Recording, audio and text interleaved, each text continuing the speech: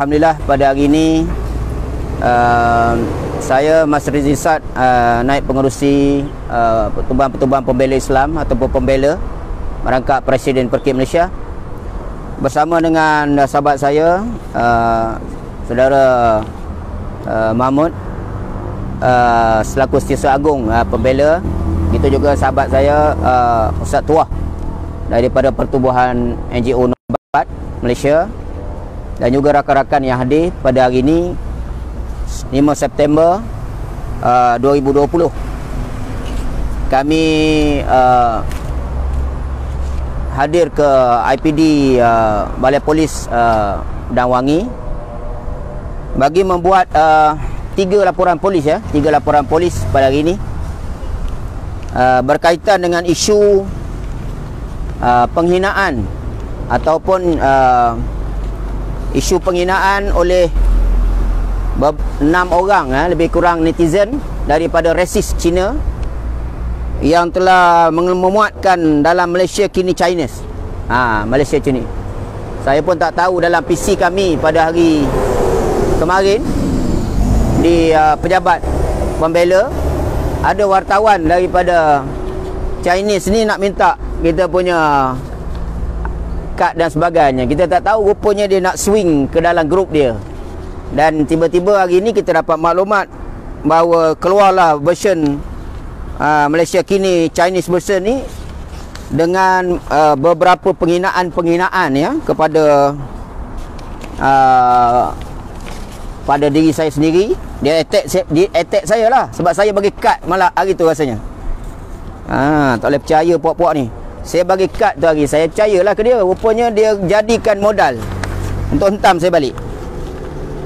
Lepas tu keluarlah beberapa artikel-artikel dalam grup resis Cina ni berkaitan dengan satu kenyataan daripada saya bersama dengan rakan-rakan dalam pimpinan pembela, di mana di dalam kenyataan itu saya menyatakan bahawa apa yang kita risau ialah anak-anak cucu kita nanti tidak tahu nak tinggal di mana tempat tinggal mereka, dikelilingi oleh tanah yang diduduki oleh orang lain. Dia petik ayat tu saja. Dalam banyak statement kita tu dia petik ayat tu saja. Kebimbangan saya ialah berkait dengan isu pencerobohan tanah kerajaan negeri oleh sekumpulan pekebun durian Musangking ini, dan kemudiannya daripada risikan kita mendapati banyak tanah-tanah di seluruh daerah negeri Pahang ini telah pun diteroka sejak 50 tahun yang lalu. Jadi dianggarkan lebih kurang 360,000 ekar tanah-tanah telah diceroboh di seluruh, telah diambil, sama ada melalui geran PSK ataupun geran terbang ataupun melalui JV projek dan sebagainya. Jadi boleh dikatakan keseluruhan projek, sama ada projek kalau tengok Cameron Highland dengan kebun sayur, dengan lombong biji, lombong emas, boksit, apa benda lah, projek kayu balak yang dibawa keluar daripada hutan, sehinggalah kebun-kebun, hutan-hutan, kebun-kebun, tanah-tanah Rizab Melayu, tanah kerajaan, mereka ceroboh, mereka ambil. Dan ini mesti berlakunya rasuah, berlakunya salah guna kuasa di kalangan para pemimpin yang menerajui dan juga penjawat-penjawat awam yang bertugas, yang bekerjasama dengan kumpulan-kumpulan ini. Jadi oleh kerana itu, maka mereka pun mula menghentam kita bila kita melahirkan kebimbangan ini. Jadi bila kita lahirkan kebimbangan ini, dia mula menghentam kita.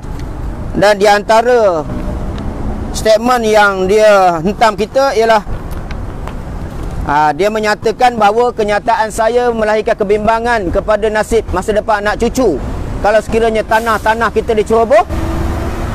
Maka mereka mengeluarkan lebih kurang 6 orang daripada netizen resis Cina ni mengeluarkan statement, antaranya, melihat dari rupa kamu seperti kepala babi, tempat tinggal asal kamu orang liar ialah di dalam gua, kata Teo Kwang Ho. Kemudian statement yang kedua daripada Matthew Chong mengatakan jangan terperanjat, masih ada tempat di dalam gua. Pemilik akaun Tony Ko yang melabelkan pula pembela sebagai pertubuhan sampah, bahawa bandar besar tidak sesuai untuk orang Melayu. Manakala Herbert Chiu menyatakan mereka lebih sesuai tinggal di dalam gua. Manakala Ethan Kok Watan mengatakan memang itulah tempat tinggal mereka, tapi berkeras juga nak keluar tinggal di bandar. Tulis Anthony Cheh, jangan risau anak cucu kamu dalam punggung. Kemudian kata BF Lol, betul lah macam itu, bukit yang berdurian di sebelah hutan. Anak cucu kamu nanti ditakdir tidur dalam hutan, lama-lama tumbuh bulu seluruh badan, kemudian tumbuh tangan lebih panjang, boleh gayut sana sini atas pokok. Maksudnya dia definisikan orang Melayu ni memang asal kita ni orang Melayu yang tinggal dalam gua, orang liar yang tak layak duduk di bandar. Mereka saja layak duduk di bandar, dan kita duduk dalam gua, lama-lama besok akan tumbuh bulu jadi monyet bergayut sana sini. Mereka menghina kita dengan definisi saya seperti kepala babi, dan juga menghina bangsa Melayu. Kononnya layak duduk dalam gua, tak layak duduk di bandar. Mereka menghina orang Melayu ni seolah-olah layak duduk dalam gua dan layak menjadi monyet kembali. Seolah-olahnya duduk dalam gua tu saat duduk di bandar. Ini sama juga dengan perangai Kulasai Garam yang menghina Melayu sebagai pendatang, yang mencetuskan kontroversi dulu zaman PM merintah. Jadi kita nampak kumpulan resis ini terus menyerang kita. Saya pun pelik juga, heran juga, sebab kebangkitan NGO dan orang ramai masyarakat Melayu Islam di negeri Pahang sekarang ni bukan satu dua NGO yang berhimpun baru ni pun di rest house. Ramai NGO, veteran tentera ada, polis ada, persatuan, macam-macam persatuan ada. Jadi kenapa pula tiba-tiba dia tersentuh dengan statement kita? Itu menunjukkan maknanya dia lebih berminat kepada kita lah. Benarnya kalau nak cari isu, saya rasa segala rakaman statement daripada orang Melayu yang berucap pada himpunan di rest house itu lebih lantang dan lebih keras lah. Cuma kita melihat kepada perkara ini, kumpulan-kumpulan seperti ini sudah tak tahu arah sebenarnya. Mereka tidak menjangka bahawa kerajaan negeri Pahang akan bertegas. Mereka ingat boleh Kautim. Dan kedua, ada kebangkitan daripada NGO dan juga rakyat membuat momentum untuk menyokong Menteri Besar Pahang untuk bertegas dalam perkara bertindak terhadap penceroboh ini. Dan kemudian rentetan daripada kes ini juga, kita dipahamkan enforcement daripada ibu pejabat HQ telah turun ke negeri Pahang, telah memberi arahan kepada enforcement di negeri Pahang. Dan kekuatan enforcement sekarang sedang mula masuk untuk membuat gerakan menyiasat, kerana tanah-tanah yang diceroboh ini sudah beroperasi begitu lama, lebih 40 tahun 50 tahun yang lalu, dan dianggarkan 360,000 ekar tanah di seluruh Pahang telah diceroboh. Sama ada diceroboh secara haram ataupun mendapat geran secara salah guna kuasa, ataupun ada kauting-kauting dengan pihak-pihak tertentu yang berpengaruh. Jadi oleh kerana itu, bila orang Melayu bangkit di atas tengah-tengah masyarakat, tengok-tengok keliling dah tanah orang punya, pusing sini tengok orang punya, tengok ke sini orang punya, maka bila terjadi seperti itu, adakah salah saya menyatakan bahawa kebimbangan kita pada generasi yang akan datang, bila mereka bangkit daripada kampung, tengok-tengok keliling tanah orang dah punya, sebagaimana di Palestin sekarang, celek-celek mata tengok Yahudi dah kuasai semua. Jadi kita tak mahu perkara seperti itu berlaku. Sebab itu kita bercakap untuk mengingatkan bahawa rakyat Pahang, rakyat Raub, umat Islam di Raub, dan juga rakyat umat Islam dalam negara ni kena jaga tanah air masing-masing. Sebab benda ni sebenarnya ada diceroboh di seluruh negara, bukan hanya di Raub, bukan hanya di Pahang, tapi seluruh negeri-negeri. Jadi oleh kerana itu, kita dapat rizab daripada pakar-pakar pengkaji sejarah, pengkaji tanah Rizab Melayu. Ia menyatakan bahawa Rizab Melayu yang sepatutnya dipertahankan 50% tidak boleh diusik oleh wasiat Raja-Raja Melayu, sekarang sudah diambil, tak diganti, diambil. Tinggal hanya 12% sahaja. 12% daripada 50%. Tidak, kita rasa bimbang lagi. Dah tinggal 12%. Itu tak diganti. Sebab itulah kita tentera-tentera yang berjuang. Itu kubu-kubu banyak tempat komunis di sana. Dulu tentera-tentera berjuang, mereka dijanjikan untuk mendapat tanah. Tetapi sehingga hari ini tanah-tanah mereka tak dapat. Sebab itu semalam kita nampak pasukan veteran-veteran tentera semalam bercakap begitu lantang. Sebab mereka rasa teraniaya. Dia tak dapat tanah. Nak dapat tanah sekar 2 pun seksa. Tapi kaum yang begini boleh dapat tanah sampai 4,400 hektar ni, lebih kurang 11,000 ekar. Bukan sikit. Sedangkan mereka ni semua bukannya pejuang. Golongan-golongan ini dulu, keturunan-keturunan mereka yang resis seperti ini dulu, yang mereka menjadi komunis dulu dalam hutan. Kita tak tuduh mereka jadi komunis, tetapi keturunan-keturunan, kumpulan-kumpulan yang menyokong campaign, menyokong gerakan komunis dululah yang berperang dengan pihak keselamatan, yang menyebabkan negara mengalami kerugian, kematian, berapa ramai pasukan keselamatan kita terkorban. Tetapi bila dah merdeka, senang-senang je puak ni pula mengangkut segala khazanah. Sedangkan para pejuang, tentera, veteran-veteran polis, veteran-veteran tak dapat apa. Susah nak dapat.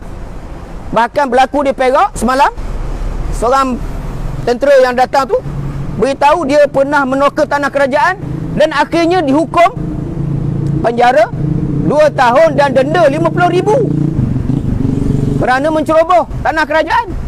Sedangkan kumpulan 111 orang ni tak dengar lagi dihukum, tak dengar lagi didenda, tak dengar lagi apa-apa tindakan. Yang kita dengar, perintah kerajaan telah disekat selama 2 bulan melalui objection perintah mahkamah. Nampak mereka lawan lagi. Inilah yang menyebabkan kebimbangan ini wajar kepada seluruh umat Islam, seluruh peribumi bangsa Melayu. Kerana peratusan tanah Melayu, Rizab Melayu dah diambil begitu banyak, rezerv kerajaan juga telah diambil begitu banyak. Jadi mana lagi aset hak istimewa orang Melayu yang dijamin oleh Perlembagaan dalam Perkara 153? Mana lagi hak istimewa orang Melayu? Mana lagi tanah orang Melayu?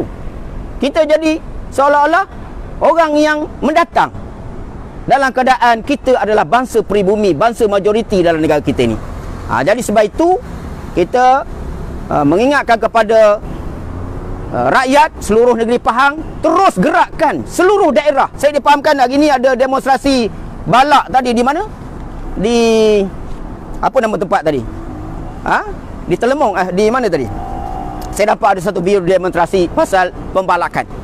Jadi kita nak seluruh tanah-tanah haram yang diterokai, sama ada buat lombong ke, buat ladam ke, buat balak, ambil balak ke atau apa pun, mesti dibuat bantahan dan laporan kepada SPRM supaya disiasat bagaimana mereka ni dengan mudah dapat ratusan ekar, ribuan ekar untuk buat projek-projek besar begini. Jadi nasib peribumi Melayu akan terus dirundung malang. Siapa pun parti yang memerintah, kalau kita tak berani bangkit untuk pertahankan hak kita. Sekarang tak boleh harap orang politik dan nak bela hak kita. Rakyat kena bangkit bela hak mereka. Sebab itu kebangkitan kesedaran ini bangkit daripada rakyat. Rakyat yang dulu memulakan. Mana ada orang politik nak buat bantahan, nak lawan dengan kumpulan yang menceroboh? Mana orang politik ada? Sedangkan kumpulan mereka didokongi oleh DAP, didokongi pula oleh MCA. Mereka bergabung membantu pekebun-pekebun itu yang menceroboh. Tetapi mana orang-orang kita, kumpulan-kumpulan parti-parti Melayu, mana nak bangkit? Jadi di situ kita boleh cek dan kita boleh nilai orang bukan Islam, mereka datang, mereka boleh bersatu untuk merampas, menceroboh hak-hak kita. Tetapi orang kita yang menjaga hak kita ini tak boleh bersatu. Malahan banyak yang jadi pengkhianat, bersubahat dengan kumpulan-kumpulan ini untuk mendapat hasil kekayaan dengan cara yang cepat. Inilah yang terjadi. Sebab itu, baik penceroboh ataupun pengkhianat dalaman, dua-dua ini sangat bahaya. Dan mesti kita kena hadapi mereka ini. Rakyat kena bangun, suarakan hak kita. Jangan pedulikan lagi sikap mereka ini, kerana mereka lah menyebabkan negara kita tergadai, menang sorak, kampung tergadai. Inilah yang terjadi dalam masyarakat kita hari ini. Sebab orang ini juga yang menjaga, berkuasa, tapi mereka gagal menjaga aset-aset negeri dan negara.